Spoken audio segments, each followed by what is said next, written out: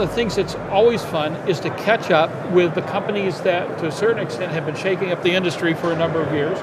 We're fortunate to be working with John Uczekaj, the boss at Aspen. John, it's always fun to see what Aspen's coming up with from one day to the next, but I want to address that in a minute, but I also want to talk about the innovation process, the way in which Aspen has disrupted this industry and caused a lot of people to change their thinking about what they need in their cockpit for the future. But first, what's new at Aspen? Well, we're constantly up to something. So we've been spending a lot of our time working the loss of control aspects with our product that we put out, our angle attack product, as well as other ways to work that. So, as you know, loss of control accidents in general aviation are one of the biggest challenges to our industry, and trying to provide situational awareness that will affect that in a meaningful manner without distracting the pilot away from flying is a big part of what we did. We introduced that angle of attack product, integrated into our primary flight display, but also our multifunction display aspects. And we've been getting a lot of feedback in that. We're looking at other ways to provide additional features to it through potentially oral warnings, potentially different ways to display when a pilot is approaching a situation. And we're spending a lot of time on that right now. We announced a new product, a backup display product, which is really an extension of our current product. We're getting a lot of demand for those types of products that extend our current product to other uses. As you know, our primary flight display has been very, very successful in the market space, not only because of its features, but its price and its installation characteristics. And so people are asking us to find other ways to use it, whether it be backups for G1000 equipped aircraft to different conformal configurations, whether it be vertical or horizontal. And so we're spending a lot of time on that. At the same time, we're also spending time refreshing our displays, refreshing our hardware. We're going to continue to work that so we can get more capabilities into it. But behind the scenes, we're working on some other interesting things that you're going to see from us over the next, probably 12 to 16 months. We pride ourselves in trying to stay in front of our customers. The industry has not had the best years ever. It's got to be increasingly difficult to compete in this market.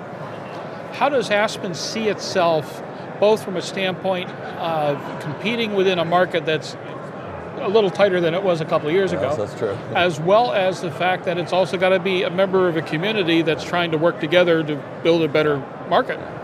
Yeah, that's a very interesting question actually, because obviously we didn't feel the business aspects were where a company could grow and make money and be able to do things to do, we wouldn't be in the market space. So fundamentally, we believe in aerospace market because there's a couple things happening. Technology is now coming into the market at price points that the average consumer, a general aviation pilot owner like myself, can afford to put in their airplane and use. And the technology of iPads and the technology of connectivity and the technology of all that are bringing capabilities that were never before available. And so what that does is it's a kind of a unique thing. So it brings me a business opportunity, but it also brings an innovation opportunity because it's no longer good enough to just build products that look like everybody else's. You just cannot survive that way. And in a lot of cases, our industry's been mired in that because of whether it be regulatory aspects, technology aspects, or training aspects. But with today's computing platforms and display costs and applications and iPads, you now have somewhat of an open canvas to paint on that in my time in aerospace, 30 years, I've never seen anything like it before. So a company like ours that prides itself on innovation, and that's easy to say innovation, but it's really hard to do that. We spend a lot of time trying to find niches where needs are developing, not where needs necessarily are, but where they're developing and trying to find a product that fits that niche. And we want to be ahead of it because small companies like ours, that's our advantage. If we sit and wait until a product or market develops and then develop a product, it's usually too late. So we got to be in front of the curve, and so we develop and look at products from an innovative perspective as opposed to a fixed market. Well, there's one concept that seems to escape a lot of folks when they start talking about the innovation process. And that is, for innovation to truly take an effect, it's also got to be disruptive. Absolutely. I.e., it's got to change the behaviors of everybody around it. Right. When Aspen came on the scene, they said, well, it doesn't look like a G1000, and it doesn't look like an Avidyne. It can't go anywhere. Well, the fact of the matter is, not only going someplace, it's in a whole phenomenal amount of cockpits, and in fact, it's a form factor that is far more adaptable to so many airframes and so many cockpits than the larger screens have been heretofore. How do you create a mindset that not only wants to look for the next big thing, but the next big thing that pushes the industry in a better direction? So I'm going to use a little bit of a parallel with our connected panel product. I remember in 2012, late 2012, when we first came with the connected panel product, people thought we were crazy. Literally, we couldn't get a lot of people to understand what we were doing. And now you just walk around the floor and everybody's connected. Yeah. So what you do is our engineers and our marketing people, they literally, when we talk to consumers, we don't ask them what they want. We ask them what they want to do. What would make your life better in the cockpit? What would make your life better in operating your aircraft? Oftentimes the answer is, well, I want a lower price for the same thing I've already got. And we shy away from that kind of thought process. We go into more like things like, what did you want to do? Well, I want to be able to do my flight planning at home and get in my airplane and go. Yeah. That's how Connected was born. It was born based on that simple of a concept. Angle of attack. What do you want to do? Well, I want to be safe for flying, but I don't want to spend a lot of money or by installing an external sensor because it messes up my airplane. I want to be able to fly angle attack in a slip. And that's how our angle attack product got born. So we spend a lot of money and time looking at that angle. When somebody comes to us and says, I want the same thing that somebody else has got at a lower price, that doesn't fly with us. Yeah. Let's put you on the spot a little bit. Okay. I got to do that. It's just You too always much fun. do. Yeah, well, my job. What can I say? Yeah. Good friend of ours did something fairly disruptive a couple of days ago at the beginning of the Sun and Fun Fly-In. We're talking, of course, Jack Pelton, who had, I spoke with him Tuesday morning, the first day of the fly-in. He'd just come in from Washington, had an interesting little piece of paper in his hot little hands that had just been delivered to him the day before. And the interesting thing is it didn't require a regulatory change, but it certainly was a disruptive concept to STC non-certified avionics in very basic airframes to substitute for attitude systems that had heretofore been mechanical. There are a number of people on the floor going, oh no, tool of the devil. And there are a couple going, ooh, opportunity. Yeah. Where does Aspen sit on all this? There's no question it's an opportunity. I mean, we've been pushing for reform in the Part 23 world for quite a long time. And it's evolving. It's very close now with the Part 23 rewrite. I actually think that whole environment is something that is 100% disruptive. And anybody who doesn't grasp that and see an opportunity is going to get left behind. What EAA did, and I give them a lot of credit for doing it, they went out and took that concept, what the FAA administrator was saying, and brought a particular program in a novel approach to bring a certain type of equipment, an attitude indicator, into a market that's not being served today because of hull costs and things of that nature. So that was a stroke of genius to go do that, and now good. Jack and you will still be friends. Jack and I are always be friends. But it was a stroke of genius because what it did is it kick-started the process to another level.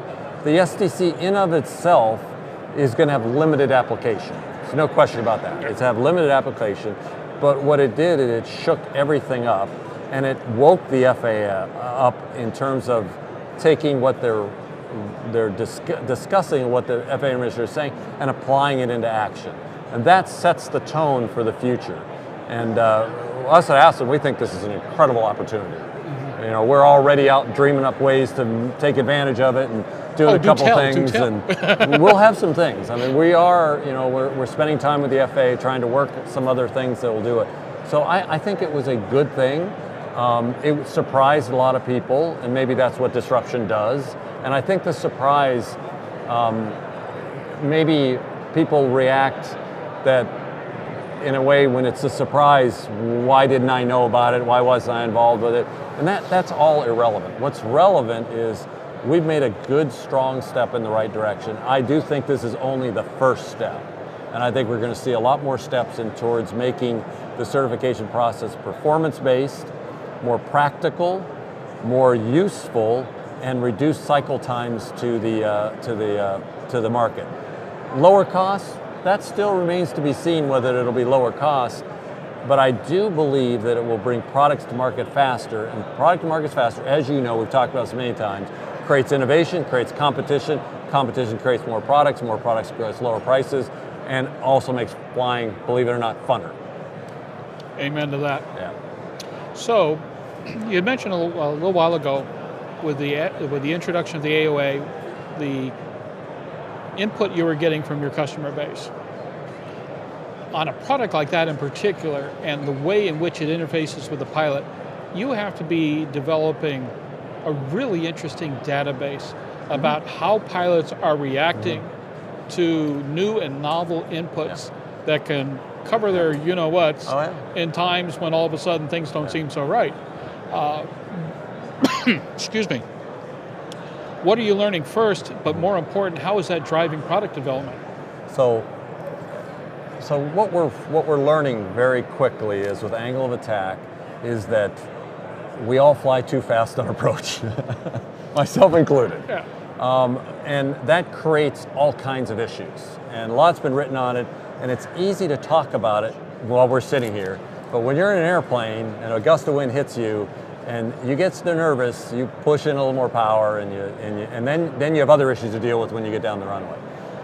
What we're finding out is that if pilots have a pictorial way of doing that, as opposed to numerical, which is oftentimes your speed, you know the bad thing, you don't want to be chasing speeds, right? So you're kind of rounding your speeds plus or minus 5 knots. Well, plus or minus 5 knots on final approach makes a huge difference in your angle of attack. And so if you're flying an angle of attack that's presented in a manner that's useful, people are reacting in ways that I didn't know that I could fly that slow. Even though the numbers say you can, but you have a different level of comfort now that you know that your angle of attack, which everybody knows academically, you see your angle of attack, you're going to fall out of the sky. But without seeing where you are in relation to your angle of attack and how fast you're closing on that critical angle of attack, people add their speeds. And so we're learning that by presenting it in a manner that is graphical or pictorial, pilots are much more quick to react than numbers spooling on a rotating drum on your EFIS. And that is a big deal. So what that's telling you is that the situational awareness aspects of it and how you present that aspect to the pilot is critical. You know, we fought a lot about the colors on there and whether we should put red on the top of the bar, and we talked to the FAA and the FAA did not want red up there because red has a view on a primary flight display that you have to do something with red. Somewhere else, red may be okay, but on a primary flight display, red is not a good thing because it catches your attention and causes you a sense of urgency. So we went to the black and yellow hashes. We didn't really understand that at first, but the pilot community is now telling us that they react much more intuitively by that. So the colors, the way you present, that kind of data is something we've learned a lot. And we're now taking that back into some of our other displays to see where that might be effective to maybe change the way we're doing some things or add some functionality that might help that. ADS-B is a perfect example. We've got traffic moving in a direction, we've got kind of older technology of colors with that. There's a lot of things we could be doing to maybe indicate activity before the pilot gets into trouble that he'll react. So it's been a very interesting process for us with the angle of attack. As something of an adjunct, at least symptomatically, to your collective panel programs and decisions, you also seem to have a company that wants to connect with the industry. Yes. There are a couple of companies out here I get continual complaints on. I can't get my XYZ 2000 to work with my ABC 4000 because the company won't let it because they're trying to sell more XYZs. Right. Whereas it's funny, I was looking this week at press release after press release going through a couple of companies where Aspen is mentioned working with a company, the L3 announcements and things of that nature. Is it good business to be working with and to a certain extent promoting your otherwise competitors? Yeah. So there's two answers to that question. One is I firmly believe we all have a responsibility in the industry to be able to provide the most capable equipment at the lowest price possible, and in order to do that, we have to have a healthy open industry. So you draw all kinds of parallels, whether it be your iPhone, computers, networks, all of those have gone through a manifestation of what we're doing. Because at the end of the day, you're trying to sell functionality that is useful and can be used by more than one instantiation, multiple aircraft, things like that.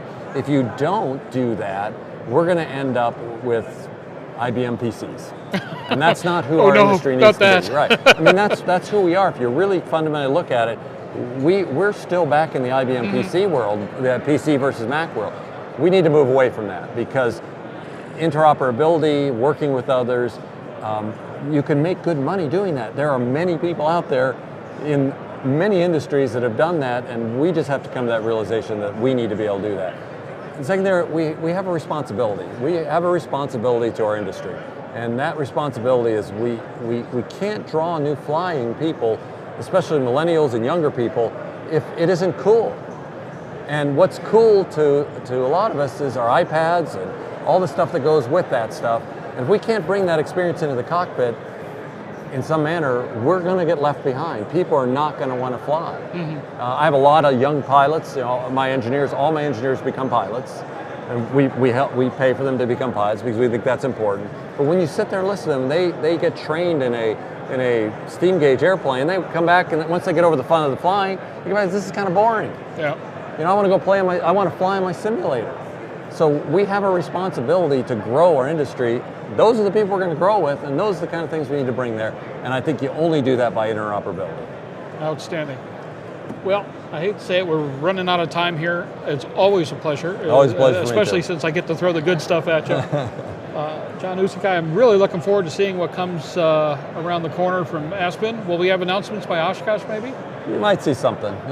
Love to see it, especially since we'll have an innovation preview for that time period, and we'd love to save a spot for you for that one.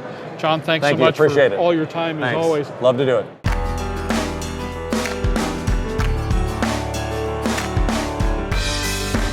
Aero-News Network's coverage of the 59th Annual AEA International Convention and Trade Show, live from Orlando, Florida, is brought to you in part by the following sponsors. Sandia introduces the new SAI 340 Quattro TSO'd airspeed, attitude, altitude, and slip.